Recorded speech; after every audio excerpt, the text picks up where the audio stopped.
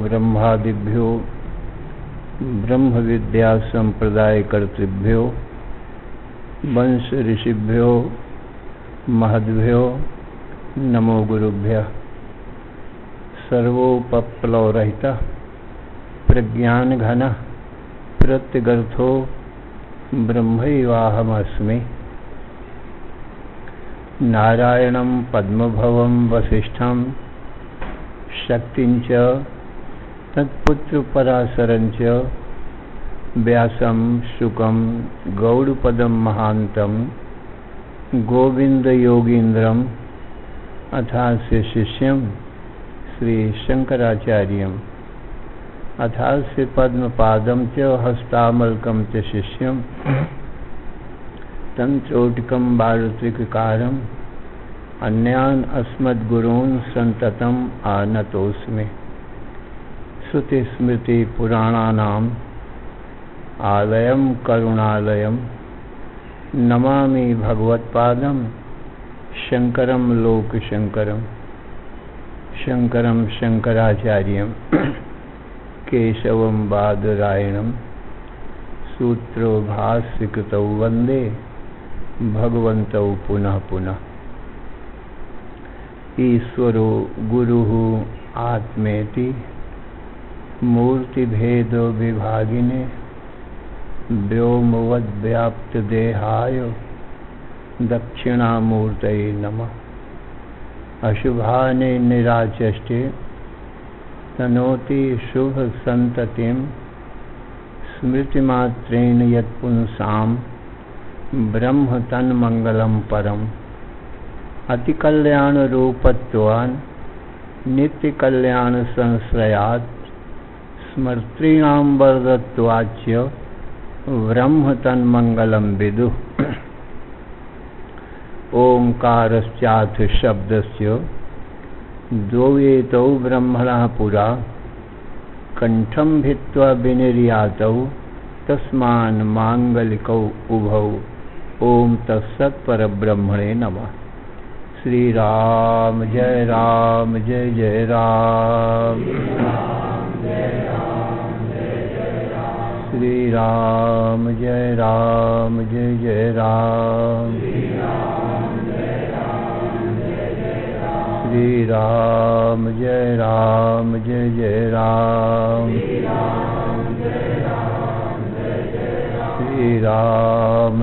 राम जय जय राम। धर्म की अधर्म का प्राणियों में विश्व का हर हर महादेव। अशरण शरण अकारण करुण करुणा वरुणालय कर्तुम अकर्तुम अन्यथा कर्तुम समर्थ नित्य शुद्ध बुद्ध मुक्त स्वरूप अनंत कोटि ब्रह्मांड नायक परात्पर पूर्णतम पुरुषोत्तम परब्रह्म सच्चिदानंद घन सर्वज्ञ सर्वशक्तिमान सर्वाधार सर्वाधिष्ठान भगवान श्री कृष्ण से अर्जुन ने पूछा, हे भगवान यत् श्रेयस्यान्निश्चितं ब्रूहि तन्मे शिष्यस्ते हम साधिमां त्वां प्रपन्नम। हे भगवान मेरे परम कल्याण का उपाय बतावें। मैं आपका शिष्य हूँ, आपकी शरण में हूँ। मेरा तन मन बुद्धि प्राण आपके चरणों में अर्पण है। तो भगवान श्री कृष्ण बोले, हे अर्जुन सावधान मन से श्रवण करो। सुख दुखे समे कृत्वा लाभालाभौ जया जयौ ततो युद्धाय युज्यस्व नैवं पापम वाप्स्यसि। हे अर्जुन सुख दुख हानि लाभ और जय पराजय को समान समझ करके और तुम युद्ध करो तो तुम्हें पाप या पुण्य का स्पर्श नहीं होगा। और अपने को जो द्वितीय अध्याय के 11वें श्लोक से 30वें श्लोक तक जो मैंने उपदेश दिया है आत्म तत्व का, उस आत्म तत्व को अब दृष्टा साक्षी जानकर, अपने को इस प्रकृति से अलग जानकर, और ये प्रकृति के धर्मों का, देह इंद्रिय मन बुद्धि प्राणों के धर्मों का तुम पालन करो, तो तुमको क्या होगा? क्योंकि आत्मा में तो पुण्य पाप है नहीं, आत्मा में शुभ शुभ कर्म है नहीं, ये तो सब प्रकृति में ही सब कर्म है। और जो आत्म तत्व है वो चेतन पुरुष है, वो प्रकृति से परे है। इसलिए जब तक कि ये देह इंद्रिय मन बुद्धि प्राण रहेंगे, चाहे ज्ञानी हो चाहे अज्ञानी हो, उसके कर्म तो होंगे ही होंगे, कुछ न कुछ करना ही होगा। इसलिए अपने स्वधर्म का पालन करना ही ठीक है। स्वधर्मे निधनम श्रेय परधर्मो भयावह। स्वधर्म में निधन हो जाना, मर जाना भी श्रेय है, माने कल्याणकारक है, और परधर्म भय को देने वाला है। इसलिए भगवान ने यहाँ से वो निष्काम कर्म का उपदेश प्रारंभ करते हैं। ऐसा ते विहिता सांख्ये बुद्धिर्योगे त्वाम शृणु, बुद्धिया युक्तो यया पार्थो कर्म बंधम प्रहास्यसि। अर्जुन, ये ज्ञान तो मैंने तुमको सांख्य योग के संबंध में कहा। प्रसंग से 5-7 श्लोक इसमें कर्मयोग के भी आ गए हैं, तो प्रसंग से देह धर्मों का उसमें निरूपण किया गया है। नहीं तो सांख्य योग माने ज्ञान योग का ही वर्णन किया गया है यहाँ तक। तो ऐसा ते अभिता सांख्ये, बुद्धि, बुद्धि माने ज्ञान, सांख्य योग के संबंध में ये ज्ञान मैंने तेरे को कहा है। योगे तो इमाम शृणु, अब तू योग के संबंध में श्रवण कर। योग का मतलब यहाँ निष्काम कर्म योग के संबंध में अब तू श्रवण कर, जो ज्ञान योग का साधन है। साध्य का निरूपण कर दिया। अब अधिकारी भेद से जो ज्ञान योग का अधिकारी ना हो, ना समझ में आती हो आत्म तत्व की बात, उसको ये निष्काम कर्म योग साधन बताते हैं।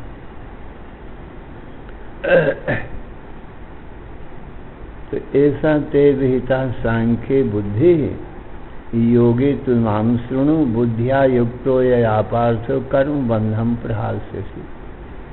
अर्जुन, जिस बुद्धि योग में स्थित होकर के तू कर्म बंधनों को काट डालेगा, कर्मों का तुमको बंधन नहीं होगा।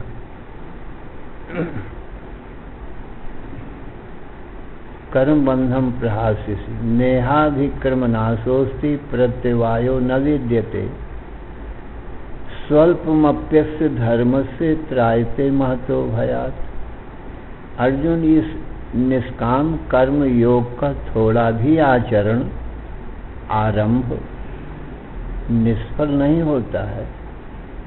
बीज रूप में वो अंतःकरण में बना ही रहता है। तो न इह अभिक्रम नाशोस्ति, अभिक्रम माने आरंभ का, इसमें नाश नहीं होता है। जैसा कि खेती किसानी यज्ञादिकों में होता है। खेती किसानी थोड़ी करे और छोड़ बैठे तो फिर उसका कोई फल नहीं होता है।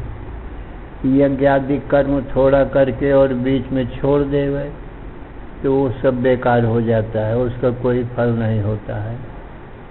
और यदि कदाचित विधि विधान में गलती हो जाए तो उल्टा फल भी होता है। यज्ञादि कर्मों में विपरीत फल होता है, परंतु इस निष्काम कर्म में ऐसा अर्जुन नहीं है। न तो आरंभ का नाश होता है और न विपरीत फल ही होता है। न इह अभिक्रम नाशोस्ति प्रत्यवायो न विद्यते। प्रत्यवाय माने विपरीत फल। प्रत्यवायो न विद्यते स्वल्पमप्यस्य धर्मस्य त्रायते महतो भयात्। ये जो निष्काम कर्म है अर्जुन, इसका थोड़ा भी यदि आचरण कर दिया जाए तो महान भय से माने जन्म मृत्यु से ये छुड़ा लेता है, क्योंकि संस्कार रूप में, बीज रूप में ये हृदय में रह जाता है। इस जन्म में नहीं तो दूसरे जन्म में इसको मोक्ष तक पहुंचा ही देगा। ये निष्काम कर्म योग। यदि निष्काम कर्म योग करते करते और इसकी फल की प्राप्ति इस जन्म में ना भई, अंतःकरण की शुद्धि हो करके और ज्ञान न भया, और कदाचित कहीं विषयों में मन चला गया, तो भी अर्जुन इसको उत्तम लोकों की प्राप्ति होती है, क्योंकि पुण्य कर्म है। उत्तम लोकों की प्राप्ति होगी, स्वर्गादिक लोकों की प्राप्ति होगी, और बहुत काल तक वहाँ स्वर्ग लोक के सुखों को भोग करके और फिर इसका कहीं उत्तम श्रीमानों के घर में जन्म होगा। क्योंकि कोई कामना के कारण ये निष्काम कर्म नष्ट हो गया था, तो वो कामना की पूर्ति के लिए इसका स्वर्ग में अथवा स्वर्ग के सुख भोग करके इस संसार में जो बड़े धनी मानी श्रीमान है, सुख संपत्ति से संपन्न है, उनके घर में जन्म होता है।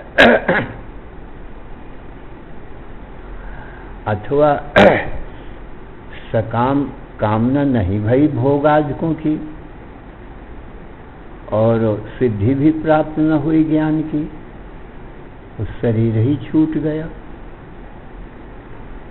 तो फिर उसका जन्म कोई योगियों के घर में हो जाता है, जिसके घर में भगवान के पाने के लिए ही सब साधन हो रहे हैं, चल रहे हैं।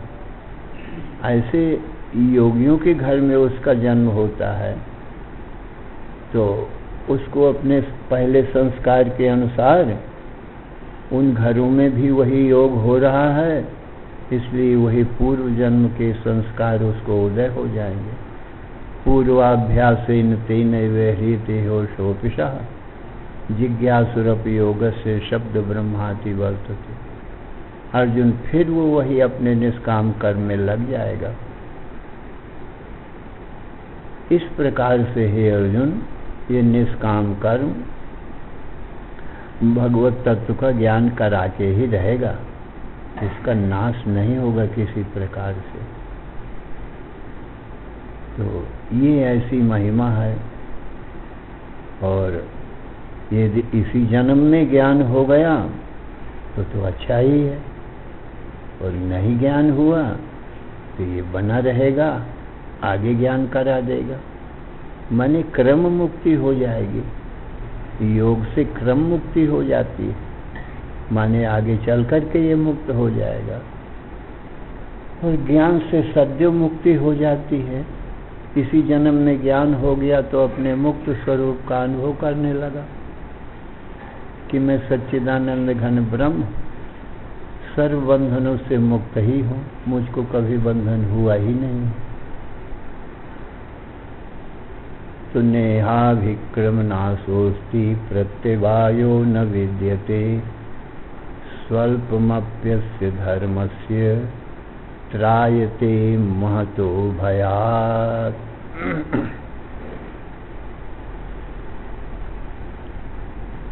स्वल्पमप्यस्य धर्मस्य त्रायते महतो भयात्। नेहाभिक्रम नाशोस्ति प्रत्यवायो न विद्यते स्वल्पमप्यस्य धर्मस्य त्रायते महतो भयात्। व्यवसायात्मिका बुद्धि एकेह कुरु नंदनो बहुशाखा ह्यनम तास्यो बुद्धयो व्यवसायिनाम। अर्जुन, इस विषय में जो निश्चयात्मिका बुद्धि है वो एक ही होती है।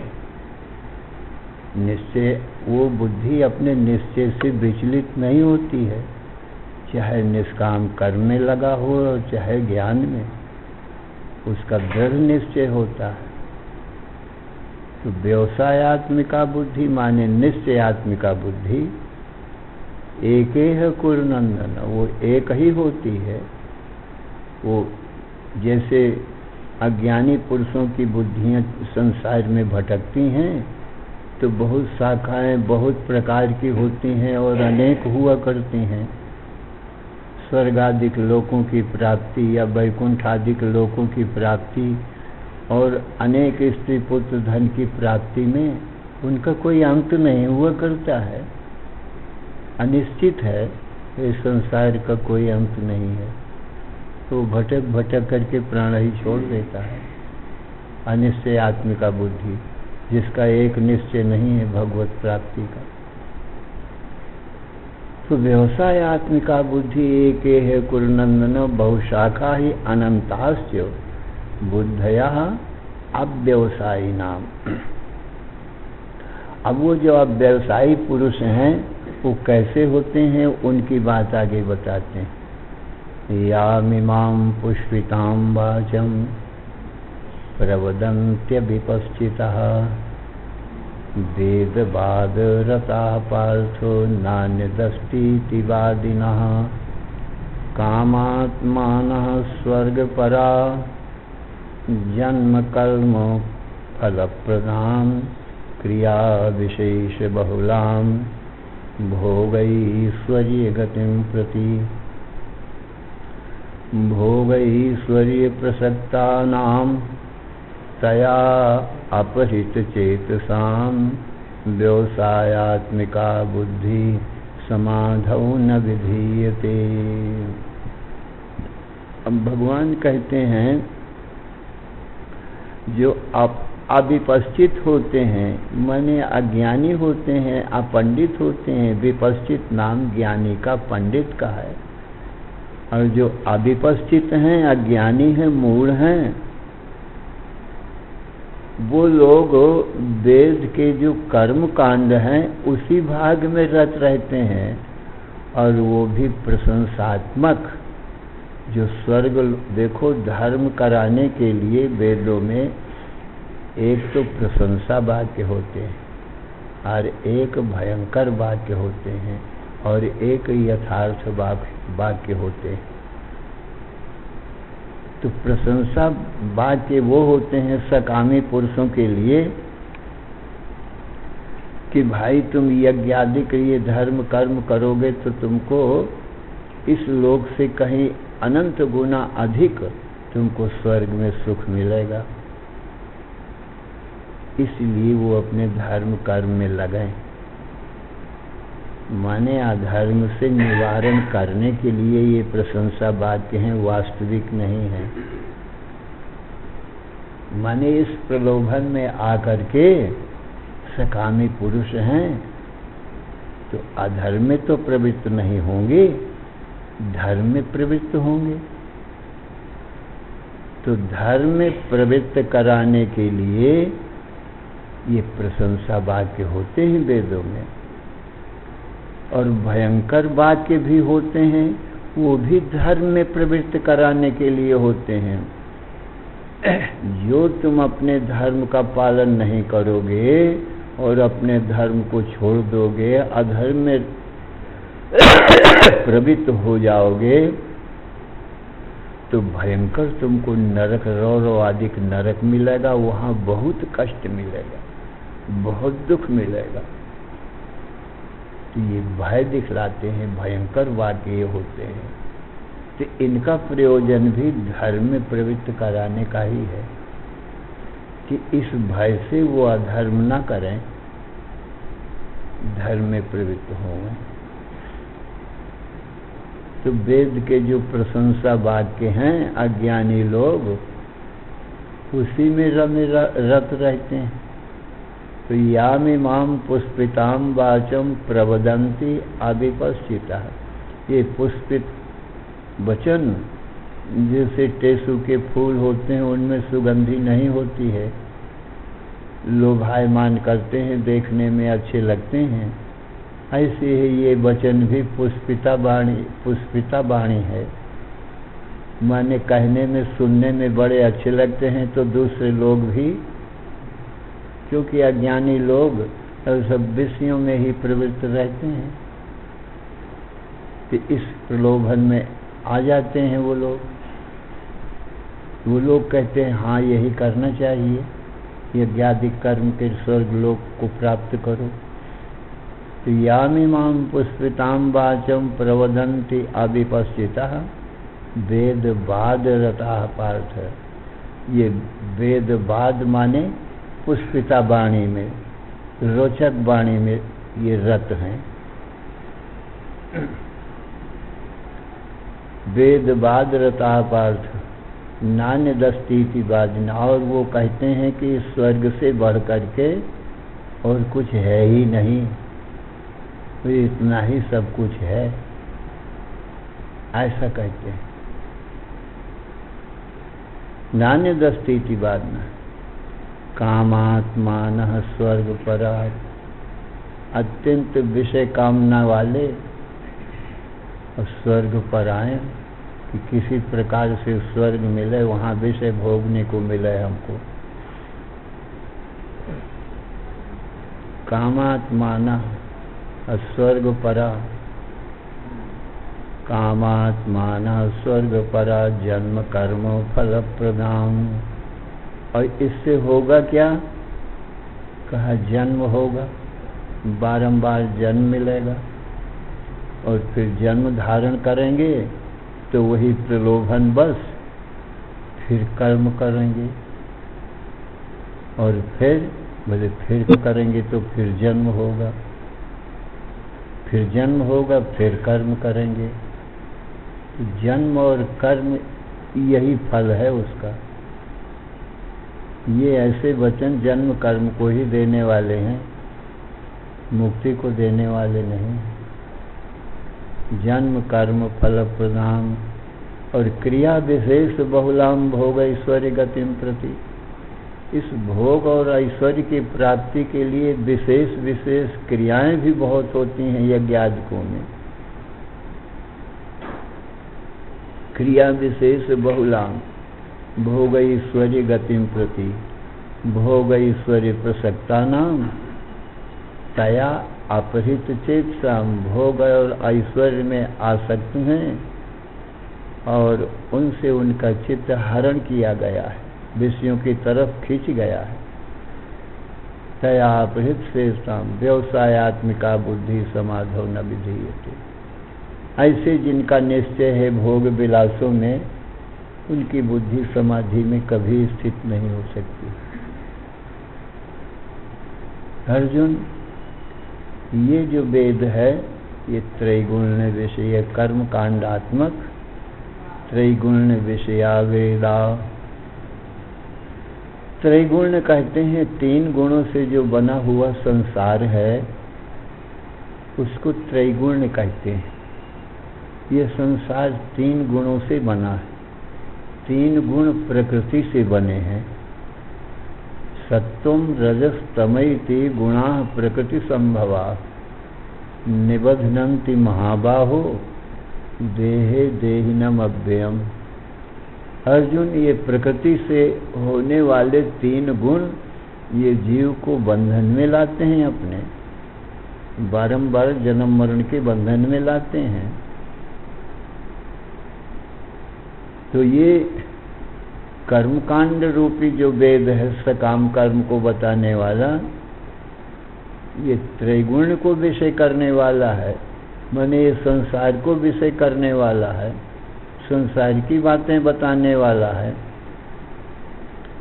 अर्जुन निस्त्रय गुण्यो भवार्जुन, तुम ये सकाम कर्म और इनके फल स्वर्गादिक लोकों से विरत हो जाओ। निस्त्रय गुण्य भाव, तुम निस्त्रय गुण्य हो जाओ, माने सकाम कर्मों से और इन भोगों से ऊपर उठ जाओ। निर्द्वंदो और निर्द्वंद हो जाओ। सर्दी गर्मी, भूख प्यास, मान अपमान, सुख दुख, ये दो दो के जोड़े को द्वंद्व कहा जाता है। एक साथ दो बोले जाते हैं, उसको द्वंद्व कहते हैं। अर्जुन तुम निर्द्वंद हो जाओ, नित्य सत्वस्थ हो और नित्य सत्वगुण में स्थित हो, अथवा सत्व नाम अपने आत्मा का है, उस अपने आत्म तत्व में स्थिति प्राप्त करो। नित्य सत्वस्थ और निर्योग क्षेम, और अर्जुन योग और क्षेम से रहित हो जाओ। शरीर निर्वाह के लिए रोटी कपड़ा मकान आदि चाहिए, तो भगवान कहते हैं इनकी तुम चिंता ना करो। योग कहते हैं इन चीजों को जुटाना, मनुष्य इन्हीं चीजों को जुटाता रहता है। योग करता रहता माने जुटाता रहता है, जोड़ता रहता है। शरीर निर्वाह की जो सामग्री हैं, चीजें हैं, वस्तुएं हैं, उनको जोड़ना योग है यहाँ पर। तो अर्जुन तू शरीर निर्वाह के लिए जो वस्तुएं चाहिए उनकी चिंता न करो, वो मैं जुटा दूंगा। जो चीज शरीर को चाहिए वो जुटा दूंगा। और क्षेम कहते हैं रक्षा करने को, उनकी रक्षा भी मैं कर दूंगा। तो शरीर निर्वाह के लिए सब लोग वस्तुएं इकट्ठा करते हैं और फिर उनकी रक्षा के लिए प्रयत्न करते हैं। इसी में जीवन बीत जाता है, इसी में लगे रहते हैं। चीजें जुटाओ शरीर निर्वाह को और फिर उनकी रक्षा करो। तो भगवान कहते हैं इनकी चिंता तुम मत करो, ये मैं कर दूंगा। फिर अब चिंता करने की क्या जरूरत है। निर्योग क्षेम आत्मवान, अपने स्वरूप में स्थित रहो।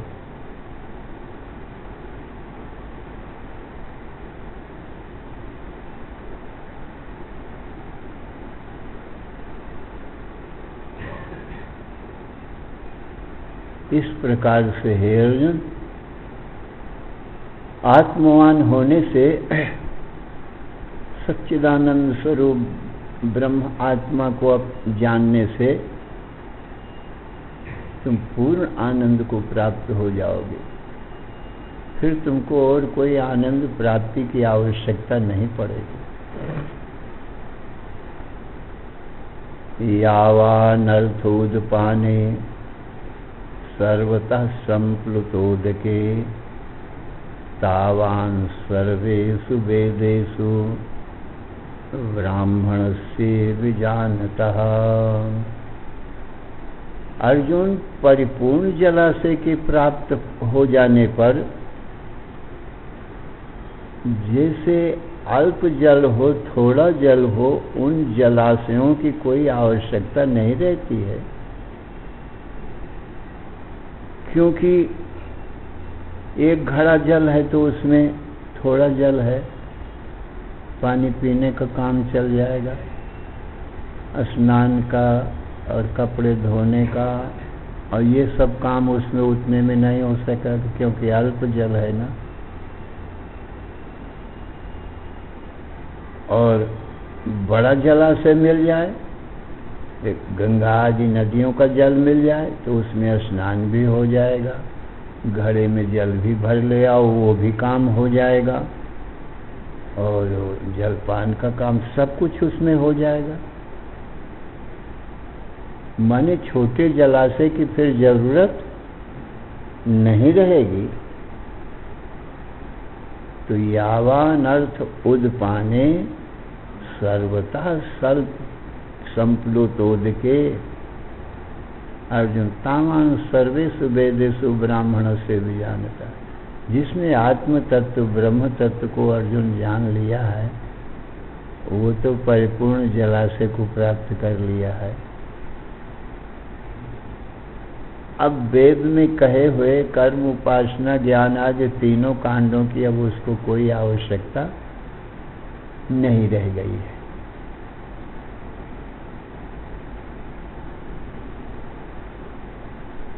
मैंने संपूर्ण वेदों का फल उसको मिल गया है।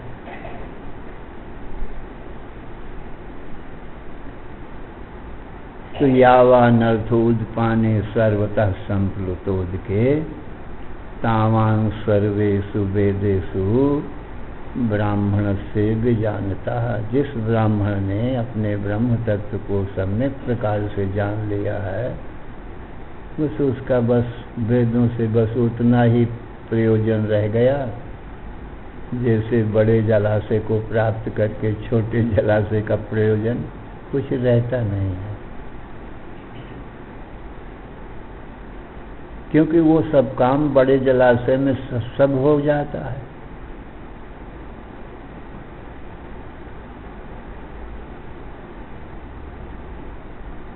तो यतावान सर्वेषु वेदेषु ब्राह्मण से जानता है कर्मण्येवाधिकारस्ते मां फलेषु कदाचन मां कर्म फल हेतुर्भूर मां ते संगोस्तु कर्मणि। अर्जुन, तेरा कर्म में ही अधिकार होवे, मां फलेषु कदाचन, कर्मों के फल में कदाचित भी तेरा अधिकार नहीं होवे, क्योंकि जीव तो कर्म ही कर सकता है, फल तो ईश्वर के हाथ में है। जीव के हाथ में तो फल है नहीं। कर्म करने में तो जीव स्वतंत्र है, पर फल पाने में परतंत्र है। तो कर्मणि एव अधिकारः ते मां फलेषु कदाचन, कर्म में ही तेरा अधिकार है, फल में नहीं। क्योंकि अब जीव स्वतंत्र है, चाहे धर्म करे चाहे अधर्म करे, परंतु धर्म अधर्म का जो फल है वो तो ईश्वर के हाथ में है। ईश्वर की तरफ से उसको उसका फल मिलेगा जरूर, क्योंकि सभी जीव परवश हैं। जैसा कर्म करेंगे उसका फल जीवों को भोगना ही पड़ेगा। अब धर्म करें चाहे अधर्म करें, धर्म करे उसका फल ईश्वर की तरफ से स्वर्ग आदि लोक मिल जाएगा उसको, यदि सकाम कर्म करेगा। और निष्काम धर्म करेगा तो अंतःकरण की शुद्धि हो करके भी भगवत भक्ति प्राप्त होगी। भगवत भक्ति से ज्ञान होगा और ज्ञान से अज्ञान का नाश होगा, अपने मुक्त स्वरूप को अनुभव करेगा, ये हो जाएगा। और यदि अधर्म करेगा तो अब अधर्म का पाप का फल तो उसको भोगना ही पड़ेगा, वो तो बचेगा नहीं, क्योंकि फल पाने में तो वो परतंत्र ही है। इसीलिए भगवान ने कहा है कि अर्जुन, जो लोग पाप कर्म करते हैं उसको मुझे ईश्वर की तरफ से पाप का फल देना ही पड़ता है। तान हम दुष्टः क्रूरान संसारेषु नराधमान क्षिपाम जस्रमसुभान आसुरी क्षिपाम जस्रमसुभान आसुरी योनिषु आसुरीम योनिमापन्ना मूढ़ा जन्मनि जन्मनि माम अप्राप्यैव कौन्तेय ततो यान्त्यधमाम गतिम्। अर्जुन, जो ऐसे क्रूर कर्म करने वाले नराधम हैं, अर्जुन उनको तो मैं पशु पक्षी आदि ऐसी योनियों में डालता हूँ। वो मुझको नहीं प्राप्त कर सकते हैं। और इनसे भी फिर अधम जोनियों में, वृक्ष आदि जोनियों में डाल देता हूँ, सो पड़े रहते हैं। मुझ परमात्मा का ज्ञान असंभव है इनको, तो ये मेरी तरफ से उनको दंड मिलता है। जिस लोक में, जिस राजा के राज्य में प्रजा रहती है, तो उस प्रजा के लिए राजा ने कुछ कानून बना रखे हैं।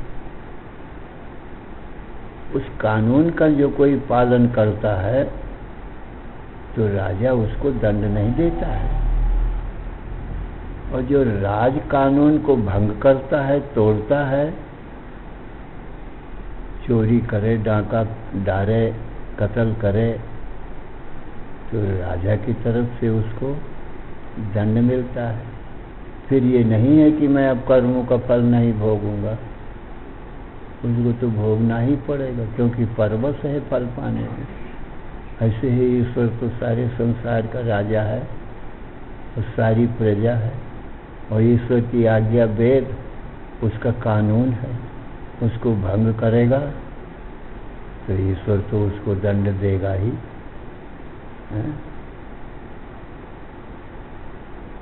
तो इस प्रकार से कर्मों का फल उसको अवश्य ही भोगना पड़ता है।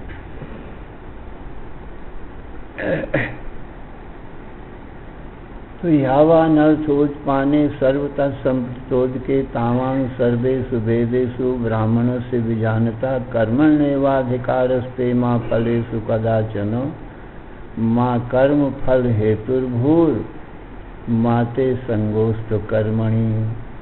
अर्जुन, कर्म फल के तुम हेतु न बनो, माने कर्म के फल को तुम न चाहो। तुम कर्म में ही तुम्हारा अधिकार है, अपने धर्म कर्म को तुम करो मेरी आज्ञा अनुसार, और कर्मों का फल जो कुछ होगा वो तो ईश्वर देगा। परंतु अर्जुन, माते संगोस्त्व कर्मणि, इसका मतलब ये भी नहीं कि मैं कर्म नहीं करूंगा, तो कर्म न करने में भी तुम्हारी रुचि न होवे, आसक्ति न होवे। माते संगोस्तु अकर्मणि, इसलिए तुम अपने न्याय के अनुसार, धर्म के अनुसार कर्मों करो, और कर्मों की फल की इच्छा को त्याग दो, वो ईश्वर पर ही निर्भर है। कर्मण्येवाधिकारस्ते माँ फलेषु कदाचन माँ कर्म फल हेतुर्भूर माते संगोस्तु कर्मणि योगस्थः कुरु कर्माणि संगम त्यक्त्वा धनंजय सिद्धि सिद्ध्यो समो भूत्वा समत्वं योगोच्यते। अर्जुन, योगस्था कुरु कर्माणि संगम त्यक्त्वा धनंजय। अर्जुन, योग में स्थित होकर के तुम कर्मों को करो, और संग नाम फलाशक्ति का है। कर्म शक्ति या फलाशक्ति को त्याग दो। योगस्था, योग में स्थित होकर के तुम कर्मों को करो। योगस्था कुरु कर्माणि संगम त्यक्त्वा, और संग नाम आसक्ति का है। दो प्रकार की आसक्ति है, एक तो कर्माशक्ति, एक फलाशक्ति। फलाशक्ति तो ये है कि मैं ये कर्म करता हूँ, इसका फल मुझको ये मिलेगा, पहले ही से ठान लेना। कर्मों के फल को पहले ही से ठान लेना कि इसका फल मुझको ये मिलेगा, इसको फलाशक्ति कहते हैं। अरे कर्म शक्ति होती है, भगवान ने 18वें अध्याय में कहा है कि अर्जुन, एतान्यपितु कर्माणि संगम त्यक्त्वा फलानि च कर्तव्यानि इति मे पार्थो निश्चितं मतमुत्तमम्।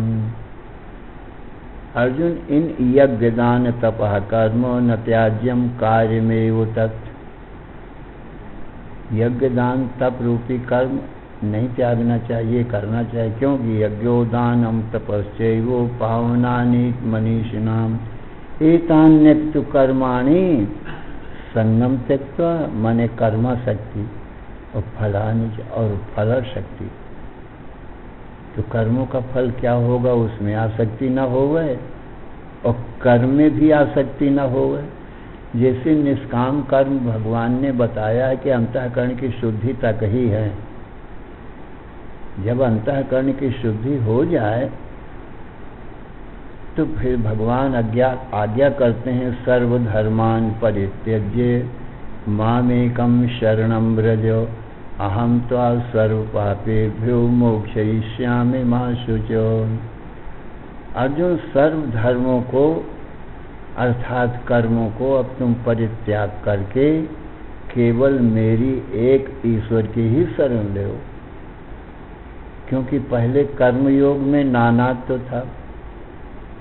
माता पिता भ्राता भगिनी पत्नी पुत्र परिवार सबकी सेवा करना था, पर निष्काम भाव से करना था, अपने अपने वर्णाश्रम के अनुसार।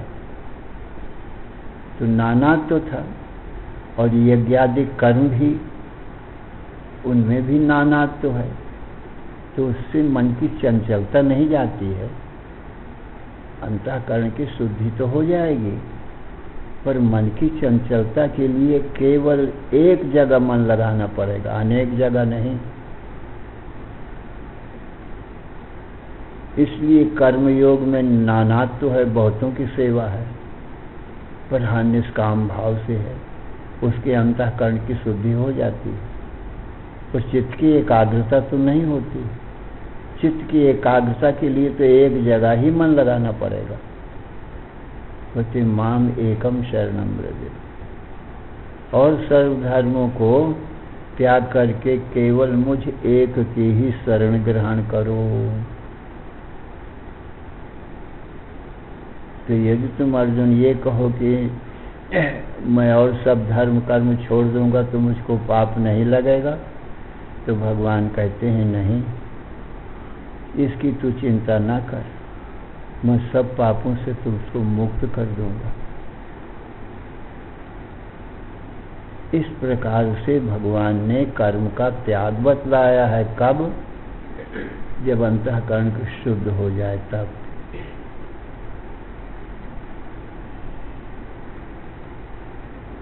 तो कर्मयोग की बात भगवान ये सब बता रहे हैं। श्री राम जय राम जय जय राम। श्री राम जय राम जय जय राम। श्री राम जय राम जय जय राम। श्री राम जय राम जय जय राम। श्री राम जय राम जय जय राम। श्री राम जय राम जय जय राम। धर्म की अधर्म का प्राणियों में विश्व का हर हर महादेव। अनंत कोटि ब्रह्मांड नायक राजा विराज विराज भगवान